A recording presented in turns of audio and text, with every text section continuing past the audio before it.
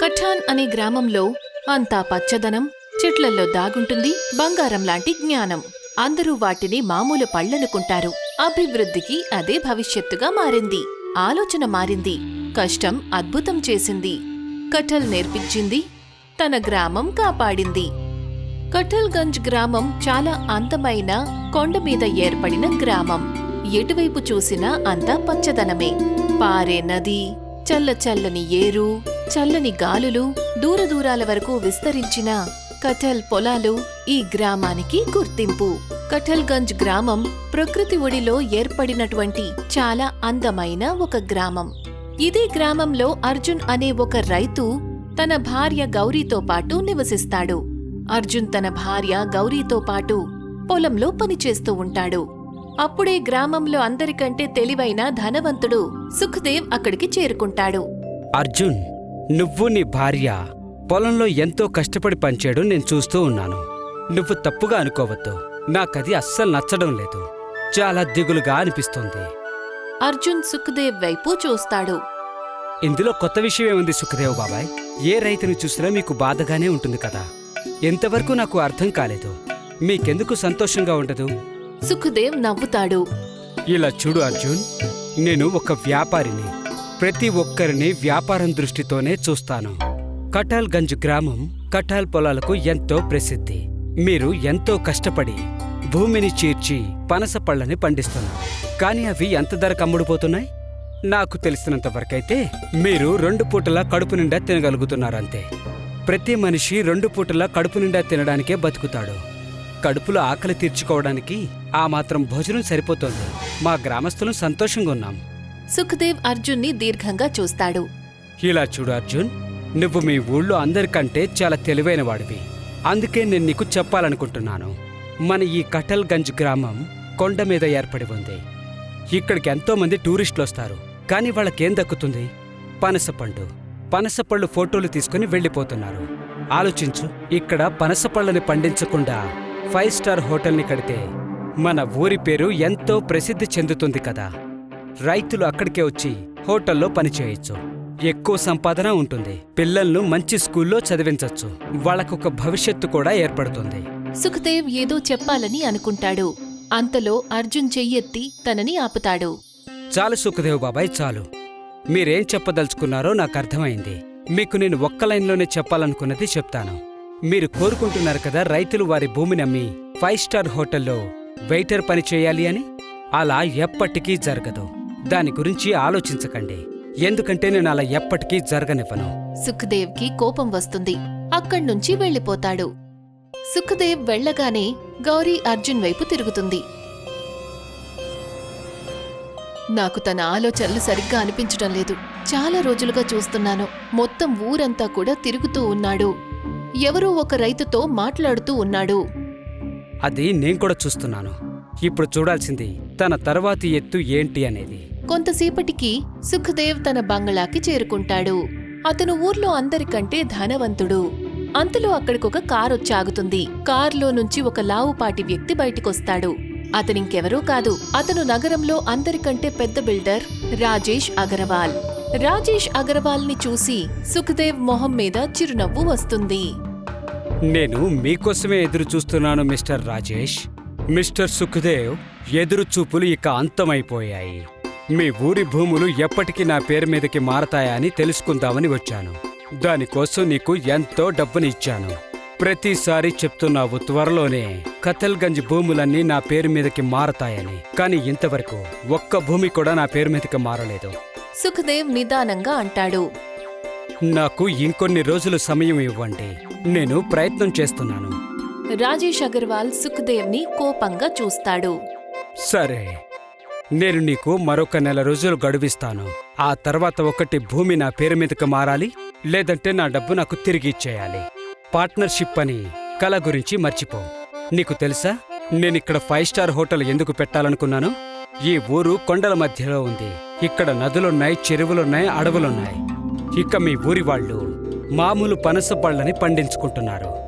ఈ కాలంలో పనసపళ్ళని ఎవరు తింటారు? ఈ కాలం చౌమీన్, మోమోస్, బర్గర్ కాలం. పనసపళ్ళు పాతకాలానికి చెందినవి. సుఖ్దేవ్ ఆత్మవిశ్వాసంతో అన్నాడు. మీరు అస్సలు చింతించకండి. నేను నా లక్ష్యానికి చాలా దగ్గరగా ఉన్నాను. రాజేష్ అగర్వాల్ నెమ్మదిగా నవ్వుతాడు. అదే నీకు మంచిది. ఇక్కడ 5 స్టార్ హోటల్ ఏర్పడితే నేను నిన్ను 50% పార్ట్నర్ని చేసుకుంటాను. ప్రతి నెల కోట్లలో లాభాలొస్తాయి. నీ రైతులు 5 స్టార్ హోటల్లో చిన్న చిన్న వెయిటర్ పనులు చేస్తారు. ఎంత సంపాదిస్తారంటే నెలంతా కష్టపడి పనసపళ్ళు అమ్మినా అంత రాదు. ఆ మాట చెప్పి రాజేష్ అగర్వాల్ అక్కడ్నుంచి వెళ్ళిపోతాడు. సుఖదేవ్ ఒంటరిగా నిలబడ్డాడు. తనలో తనే మాట్లాడుకుంటాడు. చాలా అయ్యింది. అర్జున్ నా మాట వింటాడని అనుకున్నాను. ఊరి వాళ్ళందరికీ నచ్చజెప్పడం సులభం అవుతుందనుకున్నాను. కాని ఇప్పుడనిపిస్తుంది ఈ పని నేను ఒంటరిగానే చెయ్యాలి అని. అర్జున్ సంగతి నేను తర్వాత చూస్తాను. మరుసటి రోజు సుఖదేవ్ మొత్తం ఊరంతా తిరగటం మొదలు పెడతాడు. అతనందర్నీ తన వలలో పడేసుకోవడానికి, తన వైపుకు తిప్పుకోవడానికి ప్రయత్నం చేస్తాడు. అప్పుడే బలరాం అనే ఒక వ్యక్తి సుఖదేవ్తో అంటాడు. సుఖదేవ్, ఒకటి మేమందరం అర్జున్ మాటలు వింటాము, లేదా మా సర్పంచ్ మాటలు వింటాము. సర్పంచ్ గారు మేమందరం పొలం పనులు మానేయాలి అని చెప్తే మేమైతే ఒక్కటే అనుకుంటాము. మీ మాటలు వింటేనే మాకు లాభం కలుగుతుంది అని. బలరాం మాటలు వినగానే సుఖదేవ్ ఆలస్యం చేయకుండా తిన్నగా ఊరి సర్పంచ్ ఇంటికి చేరుకుంటాడు. సుఖదేవ్ సర్పంచ్తో ఇలా అంటాడు. సర్పంచ్ గారు, ఈ ఊరు అభివృద్ధి చెందితే చూడాలని అనుకుంటున్నాను. కానీ దానికోసం నాకు మీ సాయం కావాలి. నువ్వన్నదానికి అర్థమేంటి సుఖదేవ్? చూడండి సర్పంచ్ గారు, నాకు స్నేహితుడున్నాడు. అతడు పట్నంలో ఉంటాడు. అతని పేరు రాజేష్. అతను చాలా పెద్ద బిల్డర్. అతని దృష్టి చాలా కాలంగా మన అందమైన గ్రామం మీద ఉంది. అతనిక్కడ ఒక 5 స్టార్ హోటల్ కట్టాలనుకుంటున్నాడు. కానీ 5 స్టార్ హోటల్ కట్టడానికి రైతులకు నచ్చజెప్పాలి. వాళ్ళు తమ భూములు బిల్డర్కి అమ్మాలని. అది వినగానే సర్పంచ్ ఆశ్చర్యపోతాడు. నీకేవైనా పిచ్చి పట్టిందా సుఖదేవ్? ఊరి వాళ్ళు తమ భూములను అమ్మేస్తే ఇంకేం చేస్తారు? సుఖదేవ్ మొహంలో చిరునవ్వు కనిపిస్తుంది. సర్పంచ్ గారు, నేను మీకు ఈ విషయాన్నే చెప్పాలి అనుకున్నాను. ఆలోచించండి, పనసపళ్ళ పంటలో ఏముంది? ఊర్లో రైతులు రాత్రి పగలు కష్టపడుతున్నారు. దానికి బదులుగా పనసపండు చాలా తక్కువ ధరకే అమ్ముడుపోతోంది. ఇక్కడ గనుక 5 స్టార్ హోటల్ ఏర్పడితే మన ఊళ్ళో రైతులందరికీ కూడా ఉద్యోగాలొస్తాయి. ఎంత డబ్బొస్తోందంటే ఊరందరూ ధనవంతులవుతారు. ఊరి సర్పంచ్ కాసేపు దీర్ఘాలోచనలు పడతాడు. నువ్వైతే ఊరి వాళ్ల మంచి కోసమే ఆలోచిస్తున్నావు. సరే, నేను ఊరి వాళ్లకు నచ్చజెప్పే ప్రయత్నం చేస్తాను. నాకు నమ్మకం ఉంది వాళ్ళు నా మాట వింటారు అని. మరుసటి రోజు సర్పంచ్ సుఖదేవ్తో కలిసి ఊరి వాళ్లకు నచ్చజెప్తాడు. కొద్ది రోజుల్లోనే ఎక్కువ శాతం గ్రామస్తులు సర్పంచ్ మాటలతో ఏకీభవిస్తారు. అది చూసి సుఖదేవ్ వెంటనే రాజేష్ని పిలిపిస్తాడు. రాజేష్ సుఖదేవ్ దగ్గరికి వెళ్తాడు. ఏమైంది సుఖదేవ్? నేను చాలా ముఖ్యమైన మీటింగ్లో ఉన్నాను. నీ ఒక్క కాల్కి పరిగెత్తుకుంటూ వచ్చాను. నువ్వు కన్న కల నిజమైంది. ఊరి వాళ్ళందరూ తమ తమ భూముల్ని నీ పేరు మీదకి రాయడానికి సిద్ధపడ్డారు. అందుకనే ఇప్పుడు నువ్విక్కడ ఉండడం అనేది చాలా అవసరం. భూములన్నీ కూడా నీ పేరు మీదకి మారే వరకు. రాజేష్ మొహంలో చిరునవ్వు వస్తుంది. అదే నిజమైతే ఇక నేను పట్నాన్ని మర్చిపోయినట్టే. మరుసటి రోజు ఊరి సర్పంచ్ ఎంతో మంది రైతులను తీసుకొచ్చి సుఖదేవ్ ఇంటికి చేరుకుంటాడు. సుఖదేవ్, అందరికంటే ముందు నేను నా భూమిని రాజేష్ పేరు మీద రాస్తాను. నేను మన ఊరి అభివృద్ధి కోసం అందరికంటే ముందుంటాను. సర్పంచ్ తన భూమిని రాజేష్ పేరు మీద రాస్తాడు. నెమ్మది నెమ్మదిగా గ్రామస్తులందరూ కూడా తమ తమ భూములను రాజేష్ పేరు మీద రాస్తారు. రాజేష్ అందరికీ భూములకు బదులు తక్కువ ధనం చెల్లిస్తాడు. ఈ డబ్బు మీకు తక్కువగా అనిపించి ఉండొచ్చు, కానీ నమ్మకం ఉంచండి, 5 స్టార్ హోటల్ ఎప్పుడైతే తయారవుతుందో అప్పుడు మీ అందరికీ అక్కడే ఉద్యోగాలిస్తాను. జీతం కూడా వస్తుంది. అది విన్నాక గ్రామస్తులందరూ సంతోషిస్తారు. అక్కడి నుంచి వెళ్లిపోతారు. మరుసటి రోజు ఇంకా మిగిలిన గ్రామస్తులు తమ కాగితాలను తీసుకుని సుఖదేవి ఇంటికి బయలుదేరబోతుంటారు. అప్పుడే అర్జున్ తన భార్య గౌరీతో పాటు అక్కడికి వస్తాడు. గ్రామస్తులారా, మీరెందుకింత మూర్ఖపు పని చేస్తున్నారు? మీ భూములను బిల్డర్ పేరు మీదట ఎందుకు మారుస్తున్నారు? అందమైన గ్రామాన్ని ఎందుకు పాడు చేస్తున్నారు? అదే సమయంలో ఊరి సర్పంచ్ అక్కడికి వస్తాడు. అర్జున్, ఊరి అభివృద్ధికి అడ్డుపడద్దు. సుఖదేవ్ చెప్పిన మాటలు నాకు అర్థమయ్యాయి. మనమందరం కష్టపడి పనసపళ్ళు పండిస్తున్నాం, కానీ అవి ఎంత కమ్ముడిపోతున్నాయి. 5 స్టార్ హోటల్ తయారయ్యాక అప్పుడు ఇదే గ్రామస్తులు మంచి మంచి బట్టలు వేసుకుని ఉద్యోగాలు చేస్తారు, మంచి జీతం కూడా పొందుతారు. అర్జున్కి కోపం వస్తుంది. సర్పంచ్ గారు, ఉద్యోగం చేస్తే ఎవరు ధనవంతులవ్వరు. ఆలోచించండి, ఇవాళ మీరందరూ మీ భూములకు యజమానులు, కానీ ఎప్పుడైతే ఈ భూములను అమ్మేస్తారో అప్పుడు వేరే వాళ్ల కింద పనిచేసే రోజువారీ కూలీలవుతారు మీరందరూ. కూలీ వాళ్ళు ఎప్పటికీ ధనవంతులు కాలేరు. అంతలో అక్కడికి సుఖదేవ్ వస్తాడు. గ్రామస్తులారా, ఇతని మాటలు పట్టించుకోకండి. ఇతను మిమ్మల్ని రెచ్చగొడుతున్నాడు, మీ అభివృద్ధికి వ్యతిరేకంగా ఉన్నాడు. ఊరి వాళ్ళు సుఖదేవ్ మాటలను వింటారు. వాళ్ళ భూములను రాజేష్ పేరిట రాస్తారు. అర్జున్ నచ్చజెప్పడానికి ఎంతో ప్రయత్నిస్తాడు, కాని తన మాటలు ఎవ్వరూ వినిపించుకోలేదు. ఇప్పుడు ఊరంతటిలో ఒట్టి అర్జున్ భూమి మాత్రమే క్షేమంగా అలాగే ఉండిపోయింది. సుఖదేవ్ ఇంకా ఊరి సర్పంచ్ మిగిలిన ఊరి వాళ్ళందర్నీ తీసుకుని సుఖదేవ్ ఇంటికి చేరుకుంటారు. మిగతా ఊరివాళ్లు కూడా తమ తమ భూముల్ని రాజేష్ పేరు మీద రాసి ఇంటికి తిరిగి వెళ్లిపోతారు. కొన్ని రోజులు అలాగే గడుస్తాయి. ఒకరోజు రాజేష్ సుఖదేవ్తో గంభీరంగా ఇలా అంటాడు. ఇప్పుడు ఒక్కటే భూమి మిగిలుంది, అది అర్జున్ది. ఎట్టి పరిస్థితుల్లోనూ తన భూమిని కూడా నా పేరు మీదకు మార్చుకోవాలి. అది విని సర్పంచ్ ఆశ్చర్యపోతాడు. వదిలేయండి, తన భూమిని అమ్మకపోతే పెద్ద తేడా ఏముంటుంది? రాజేష్ సుఖదేవ్ వైపు కోపంగా చూస్తాడు.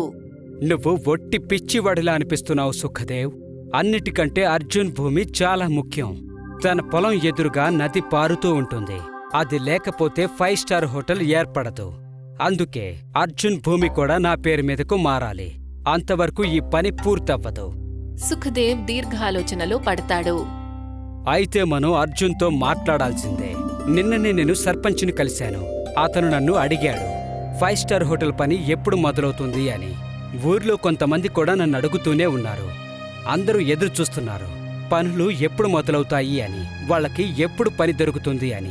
రాజేష్ మొహం పూర్తిగా మారిపోయింది. నువ్వు ఏమనుకుంటున్నావు? నేను నిజంగా ఈ కూటి గతిలేని వాళ్లకు నా 5 స్టార్ హోటల్లో ఉద్యోగం ఇస్తాను అనా? అది వినగానే సుఖదేవ్ ఆశ్చర్యపోయాడు. కానీ నువ్వు చెప్పావు కదా, చెప్పడం చేయడం రెండు వేర్వేరు విషయాలు. అందరికీ కట్టుకథలు చెప్పడం బిజినెస్లో ఒక భాగం. గ్రామస్తులెవ్వర్నీ కూడా నేను నా హోటల్ దరిదాపుల్లో కూడా రానివ్వను. నీకు ఎటువంటి ఇబ్బంది లేదు కదా? సుఖదేవ్ ఏమాత్రం ఆలోచించకుండా, నాకు నా పార్ట్నర్షిప్తోనే సంబంధం, ఊరి వాళ్ల సంగతి నాకెందుకు. సుఖదేవ్కి రాజేష్కి ఈ విషయం తెలీదు. ఆ ఊరి సర్పంచ్ ఏదో పనిమీద అక్కడికి వచ్చినప్పుడు వాళ్ళిద్దరి మాటలను వినేశాడు అని. సర్పంచ్ అదంతా విన్న తర్వాత షాక్కి గురవుతాడు. భగవంతుడా, నేను ఎంత పని చేశాను! నేను నా ఊరిని నాశనం వైపుకు తోసేశాను. సర్పంచ్ వెంటనే అర్జున్ ఇంటికి వెళ్తాడు. నువ్వు చెప్పింది నిజమే అర్జున్, నేను దారుణంగా మోసపోయాను. సుఖదేవ్ ఇంకా ఆ బిల్డర్ కలిసి మనందర్నీ మోసం చేశారు. ఆ మాట చెప్పి సర్పంచ్ జరిగిందంతా అర్జున్కి వివరిస్తాడు. అదే సమయానికి సుఖదేవ్ ఇంకా రాజేష్ అక్కడికి చేరుకుంటారు. సుఖదేవ్ సిగ్గు లేకుండా నవ్వుతాడు. నిజం నీకు తెలిసిపోవడం మంచిదే అయింది. ఇక నువ్వే స్వయంగా గ్రామస్తులందరికీ చెప్పే వాళ్ళకెలాంటి ఉద్యోగం దొరకదు అని. రాజేష్ అర్జున్ వైపు చూస్తాడు. చూడు అర్జున్, నువ్వు ఊర్లో అందరికంటే తెలివైన వాడివి. నేను నీ భూమిని కొనాలనుకుంటున్నాను. నీకు అందరికంటే ఎక్కువ ధరనిస్తాను. ఇది అసాధ్యం. నేను నా భూమిని అమ్మను. ఏం చేసుకుంటావో చేసుకో. అది వినగానే రాజేష్కి కోపం వస్తుంది. నువ్వు గనక నీ భూమిని నా పేరు మీదకి రాయలేదంటే నీ ఊరి వాళ్ళందరూ జైల్లో పిండి పిసుక్కుంటూ కూర్చోవాల్సి వస్తోంది. అర్జున్ ఆశ్చర్యపోతాడు. ఏంటి నువ్వనేది? రాజేష్ నెమ్మదిగా చెప్తాడు. నేను ఊరి వాళ్ళందరికీ వ్యతిరేకంగా అబద్ధపు కేసు పెడతాను. కోర్టులో సాక్ష్యం చెప్తాను, ఊరి వాళ్ళు నన్ను మోసం చేశారు అని. తక్కువ ధరకు భూమిని అమ్మి నీ భూమిని అమ్మకుండా ఆపుతున్నారని చెప్తాను. నీ భూమి లేకుండా నేను 5 స్టార్ హోటల్ని నిర్మించలేను. ఒకటి నువ్వు భూమి నమ్మాలి, లేదంటే ఊరందరి మీద మానహాని, అలాగే మోసపు కేసుని పెడతాను. అర్జున్ ఆలోచనలో పడతాడు. నువ్వు అమాయకులైన మా ఊరి వాళ్ళని మోసం చేశావు. వాళ్ళకి నీ పన్నాగం అర్థం కాలేదు. కానీ నువ్వు వాళ్ళకేవైతే డబ్బులిచ్చావో ఆ డబ్బుల్ని నేను నీకు తిరిగి ఇచ్చేస్తాను. నువ్వు వాళ్ళందరి భూమి కాగితాల్ని తిరిగి ఇచ్చేయాలి. రాజేష్ గట్టిగా నవ్వుతాడు. నువ్వు చాలా పెద్ద బిజినెస్ మ్యాన్ అని అనుకుంటున్నావా? సరే, నేను నీకు 2 నెలలు గడువిస్తాను. ఈ పనస పళ్లతో ఎంత డబ్బు సంపాదిస్తావంటే ఊరి వాళ్ళ భూముల్ని విడిపించుకో, లేదంటే జైలుకు వెళ్ళడానికి సిద్ధంగా ఉండు. ఆ మాట చెప్పి రాజేష్ ఇంకా సుఖదేవ్ అక్కడ్నుంచి వెళ్ళిపోతారు. సర్పంచ్ కంగారు పడి అర్జున్ వైపుకి చూస్తాడు. ఇప్పుడేమవుతుంది అర్జున్? అర్జున్ ఎంతో ప్రశాంతంగా, కంగారు పడకండి, ఏదో ఒక దారి తప్పకుండా దొరుకుతుంది. సర్పంచ్ అక్కడ్నుంచి వెళ్ళిపోతాడు. నీకిప్పుడు భూమిని అమ్మటం తప్ప వేరే ఏ దారీ లేదు. ఊరివాళ్లు నీ మాటలు వినలేదు. మరి వాళ్ల కోసం నీ జీవితాన్నెందుకు ప్రమాదంలో పడేసుకుంటున్నావు? ఆ బిల్డర్ చాలా ప్రమాదకరమైనవాడు. ప్రాణాలు కాపాడుకుంటే మనం ఇంకా పొలాల్ని కొనుక్కోవచ్చు. లేదు, గ్రామస్తులు నా మాట వినిపించుకోలేదు. అందుకని ఇటువంటి సమయంలో నేను వాళ్ళని వదిలిపెట్టి రాలేను. ఆలోచించు గౌరీ, ఊరు నాశనమైతే ఊరి వాళ్ళందరూ ఎక్కడికి వెళ్తారు? ఆ మాట చెప్పి అర్జున్ అక్కడ్నుంచి వెళ్ళిపోతాడు. అర్జున్ దీర్ఘాలోచనలో పడతాడు. తన గ్రామం, తన కుటుంబం, తన గౌరవం మొత్తం అన్నీ ఊరితో ముడిపడి ఉన్నాయి. మనసులో బాధతో అర్జున్ అడవి వైపు బయలుదేరతాడు. అప్పుడే తన దృష్టి అడవిలో ఉన్న ఒక బంగళా మీద పడుతుంది. బంగళా బయట ఒక ముసలి వ్యక్తి కూర్చుని ఉంటాడు. అర్జున్ ఆశ్చర్యపోతాడు. ఈ బంగళా నేను మొదటిసారి చూస్తున్నాను. అసలు ఈ ముసలి వ్యక్తి ఎవరు? అర్జున్ ఆ ముసలి వ్యక్తి దగ్గరికి వెళ్తాడు. అడవిలోని ఈ భాగానికి అసలు ఎవ్వరూ కూడా రారు. ఇంతకీ మీరెవరు? నా పేరు కైలాష్. నేను కథల్గంజ్ గ్రామానికి చెందినవాణ్ణి. అది విని అర్జున్ ఆశ్చర్యపోతాడు. ఇదెలా సాధ్యమవుతుంది? నేను కూడా ఆ ఊళ్ళోనే ఉంటున్నాను, కానీ నేను మిమ్మల్ని ఊళ్ళో ఎప్పుడూ చూడలేదు. కైలాష్ నవ్వుతాడు. నేను ఆ ఊరి వాడినే. తర్వాత పట్నం వెళ్ళాను, చాలా డబ్బు సంపాదించాను. నా కుటుంబంతో పాటు లండన్లో సెటిల్ అయ్యాను. కానీ ముసలి వయసులో ఊరి జ్ఞాపకాలు తిరిగి వచ్చాయి. ఊరికొచ్చేసరికి నా పాత స్నేహితుడు, నా తోటి వాళ్ళు ఈ ఊళ్ళో లేరు. అప్పుడు నేను ఇక్కడే అడవిలో ఉండాలని నిర్ణయించుకున్నాను. ఈ బంగళా కట్టించుకున్నాను. ఇక్కడ నాకు ప్రశాంతంగా ఉంటుంది. కానీ నువ్వు చెప్పు, నీ మొహంలో ఇంత చింత ఎందుకు కనిపిస్తుంది? అర్జున్ బరువైన మనసుతో జరిగిందంతా కైలాష్కి వివరిస్తాడు. కైలాష్ మళ్ళీ నవ్వుతాడు. మీ ఊళ్ళో పండే పనసపళ్ళలో లోపం లేదు అర్జున్. ఆలోచన మాత్రమే పాతదైంది. నాతో పాటు లోపలికి రా. అర్జున్ కైలాష్తో పాటు లోపలికి వెళ్తాడు. కైలాష్ ల్యాప్టాప్ తెరుస్తాడు. అర్జున్కి ఆధునిక బజారు, సోషల్ మీడియా, టూరిజం ప్రపంచాన్ని చూపిస్తాడు. నీకున్న అతిపెద్ద సమస్య ఏంటంటే నువ్వు ఇవాళ్టికి పనసపళ్ళని ఏ విధంగా అమ్ముతున్నారంటే ఎన్నో ఏళ్ల క్రితం అమ్మినట్టుగా. ఇవాల్టి తరం పాతకాలపు పద్ధతులకు ఆకర్షితం అవ్వడం లేదు. వాళ్ళకి చౌమిన్, మోమోస్, బర్గర్, పిజ్జా ఇలాంటివి కావాలి. కైలాష్ కాసేపు ఆగిపోతాడు. నువ్వు నీ పనసపండుని కూడా ఆధునికంగా మారిస్తే నువ్వు నీ కళ్లతో మీ ఊళ్ళో జరిగే చమత్కారాన్ని చూడవచ్చు. మీ ఉద్దేశం పనసపండు బిర్యానీ చెయ్యి. అర్జున్ ఆశ్చర్యపోతాడు. పనసపండు బిర్యానీనా? ఇది నేను మొదటిసారి వింటున్నాను. కైలాష్ నవ్వుతాడు. ఎన్నో ఏళ్ల క్రితం ఈ ప్రయోగాన్ని చేశాను, కానీ అప్పుడెవ్వరూ సిద్ధంగా లేరు. పద, నేను నీకు పనసపండు బిర్యానీ చేయడం నేర్పిస్తాను. కైలాష్ అర్జున్ని వంటగదిలోకి తీసుకెళ్తాడు. పచ్చి పనస పండుని ప్రత్యేకంగా ఉడకబెడతాడు. సన్నని మంట మీద మసాలాలను కలుపుతాడు. బిర్యానీ ఆకు, లవంగం, యాలకులు, దాల్చిన చెక్క వాసన గదంతా కూడా విస్తరిస్తుంది. పనస పండుని మసాలాల్లో వేసి దమ్ము మీద వండుతాడు. పైనుంచి సన్నని బియ్యం ఇంకా స్వచ్ఛమైన నెయ్యి. కాసేపట్లో వంటగదంతా సువాసనలతో నిండుతుంది. ఇప్పుడు రుచి చూడు. ఎప్పుడైతే అర్జున్ బిర్యానీని తింటాడో తన కళ్లల్లో ఒక మెరుపొస్తుంది. దీని రుచి వర్ణనాతీతం. కాని అర్జున్ మళ్లీ దిగులు చెందుతాడు. కానీ మా ఊరి సమస్య ఎంత పెద్దదంటే దానికి పరిష్కారం ఒట్టి బిర్యానీతో రాదు. కైలాష్ నవ్వుతాడు. ఇదే బిర్యానీ నీ సమస్యకు పరిష్కారం. సుఖదేవ్ ఇంకా బిల్డర్ ఊరి వాళ్ల మనసుల్లో ఇది నింపేశాడు. పనసపండుతో ఇక సంపాదన ఉండదు అని. అదే పనసపండు బిర్యానీగా మారి టూరిస్టు రూటుకి చేరుకుందంటే అందరూ దానిని తింటారు. కఠల్గంజ్కి అప్పుడు గుర్తింపు ఏర్పడుతుంది. పేరుకి ముందు బిర్యానీ అనేది జతవుతుంది. అలా కైలాష్ చెప్తాడు. ఇప్పుడిది సోషల్ మీడియా కాలం. ఫేస్బుక్, ఇన్స్టాగ్రామ్ ఇక్కడి నుంచే ప్రసిద్ధి వస్తుంది. ఈ పనిలో నేను నీకు తోడుగా ఉంటాను. అర్జున్ ఇంకా కైలాష్ కలిసి కటల్ బిర్యానీ తయారు చేయటం మొదలు పెడతారు. కైలాష్ తన డబ్బులతో టూరిస్ట్ రూట్లో ఒక చిన్న, చాలా అందమైన ఢాబా లాంటి హోటల్ని తయారు చేస్తారు. చూడ్డానికి దేశీ, ఆకర్షణీయంగా ఉంటుంది. కొంతమంది టూరిస్టులు అక్కడికి వస్తారు. ముందు అందరూ కటల్ బిర్యానీ పేరు వినగానే నవ్వుతారు. తర్వాత రుచి చూస్తారు. దానిని ఆనందించటం మొదలు పెడతారు. కైలాష్ సోషల్ మీడియాలో కటల్ బిర్యానీ తింటూ టూరిస్టుల ఫోటోలను, వీడియోలను పెడుతుంటాడు. నెమ్మదిగా కటల్ బిర్యానీ వైరల్ అవుతుంది. కొన్ని రోజుల తర్వాత అర్జున్ తన భార్య గౌరీని కూడా ఈ పనిలో భాగస్వామిని చేస్తాడు. 1 నెల తరువాత అర్జున్, గౌరీ ఇంకా కైలాష్ డబ్బులు లెక్క పెడుతూ ఉంటారు. నాకైతే నమ్మకం కలగడం లేదు. కేవలం 1 నెలలోనే బిర్యానీతో ఇంత సంపాదన. కైలాష్ నవ్వుతాడు. బిల్డర్ నీకు 2 నెలల గడువిచ్చాడు. నా ఉద్దేశం ప్రకారం మరొక నెల పడుతుంది. నువ్వతని డబ్బు మొత్తం తిరిగిచ్చేయచ్చు. అర్జున్ మొహంలో నమ్మకంతో చిరునవ్వు కనిపిస్తుంది. 2 నెలలు పూర్తి కావస్తాయి. సుఖదేవ్ కంగారు పడుతూ రాజేష్ దగ్గరికి వెళ్తాడు. మన పన్నాగం తలకిందులైపోయింది. అర్జున్ కథల్ బిర్యానీ అన్ని చోట్ల ప్రసిద్ధి చెందింది. సోషల్ మీడియాలో తన గురించే చర్చలు. ఇప్పుడు ఊరి వాళ్ళు కూడా తనకి తోడుగా ఉన్నారు. రాజేష్ కోపానికి గురవుతాడు. నువ్వెందుకు కంగారు పడుతున్నావు? ఆ బిర్యానీ ఎక్కడైతే అమ్ముతున్నాడో అక్కడికే వెళ్లి తన పనిని పూర్తి చేసేద్దాం. రాజేష్ ఇంకా సుఖదేవ్ కోపంగా అర్జున్ కటల్ బిర్యానీ పాయింట్కి చేరుకుంటారు. ఎప్పుడైతే వాళ్లు కారులోంచి బయటికి వస్తారో పోలీస్ జీప్ అక్కడికి వచ్చి ఆగుతుంది. జీప్లోంచి కైలాష్ దిగుతాడు. వాళ్ళిద్దరినీ అరెస్టు చెయ్యండి. నేను రిపోర్ట్ ఫైల్ చేశాను. వాళ్ళు అబద్ధం ఇంకా మోసంతో ఊరి వాళ్ల భూముల్ని వాళ్ల పేరు మీదకి రాసుకున్నారు. రాజేష్ కంగారు పడతాడు. రాజేష్ నోట్లతో నిండిన బ్యాగ్ని పోలీసుల ముందు ఉంచుతాడు. ఇందులో డబ్బుంది. ఊరి వాళ్ల భూములు వాళ్ళకి తిరిగిచ్చేయండి. పోలీసులు రాజేష్ ఇంకా సుఖదేవ్ని అరెస్ట్ చేస్తారు.